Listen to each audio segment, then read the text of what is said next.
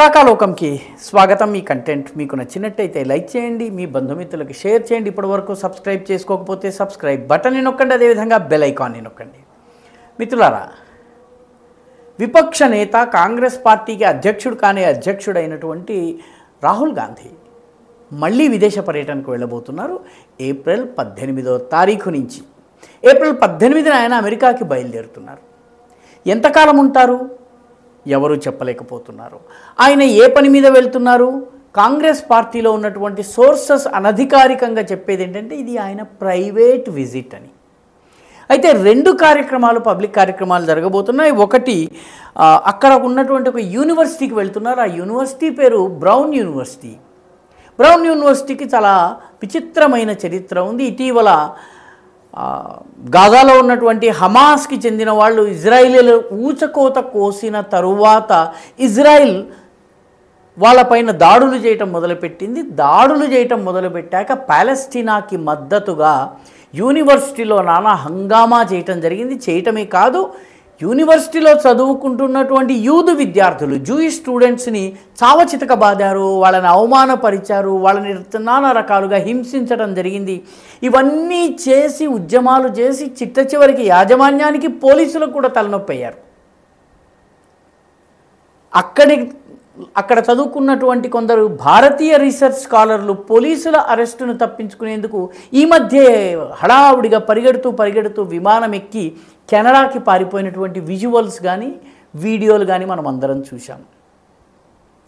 అటువంటి యూనివర్సిటీకి రాహుల్ గాంధీ వెళుతున్నారు అంటే అమెరికన్ డీప్ స్టేట్ అనొచ్చును, లేకపోతే జార్జ్ సోరోస్ గ్యాంగ్ అనొచ్చును, ప్రో పాలెస్టీనియన్ గ్యాంగ్ అనొచ్చును, ఈ గ్యాంగులకు ఆలవాలమైనటువంటి వాళ్ళ కేంద్రమైనటువంటి బ్రౌన్ యూనివర్సిటీకి రాహుల్ గాంధీ వెళ్ళి అక్కడ విద్యార్థులతో మాట్లాడతారు।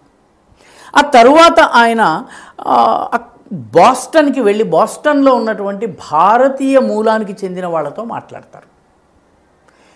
ఇంతకు ముందు కూడా ఆయన వెళ్ళారు। ఏప్రిల్ 2024 సెప్టెంబర్ 2024లో ఆయన వెళ్ళారు।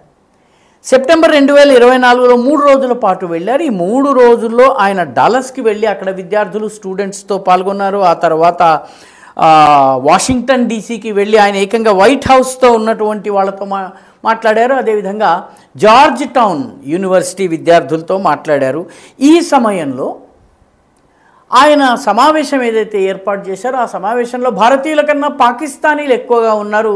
ఎందుకంటే ఇండియన్ నేషనల్ యాంథమ్ ప్లే అయినప్పుడు జాతీయ గీతము పాడుతున్న సమయంలో ఈ పాకిస్తానీ మూలానికి చెందినవాడు ఒక్కడు లేచి నిలబడలేదు।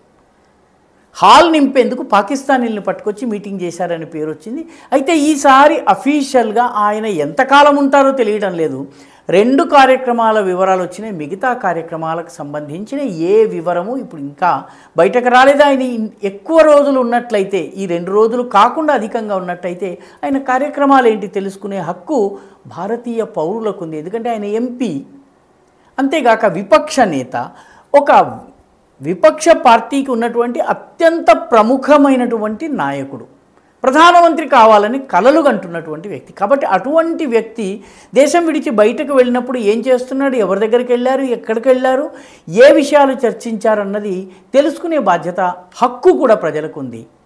చెప్పవలసిన బాధ్యత ఆయనకు, ఆయన పార్టీకి ఉంది, కానీ వాళ్ళు చెప్పడం లేదు। ఇటీవల బడ్జెట్ సమావేశాలు జరుగుతున్న సమయంలో ఆయన వియత్నాంకు వెళ్ళారు। వియత్నాంలో కూడాను ఆయన కార్యక్రమం ఏమిటి, ఎక్కడికి వెళ్ళారు, ఎవరిని కలిశారు, ఎన్ని రోజులు ఉన్నారు, మొత్తము రహస్యం।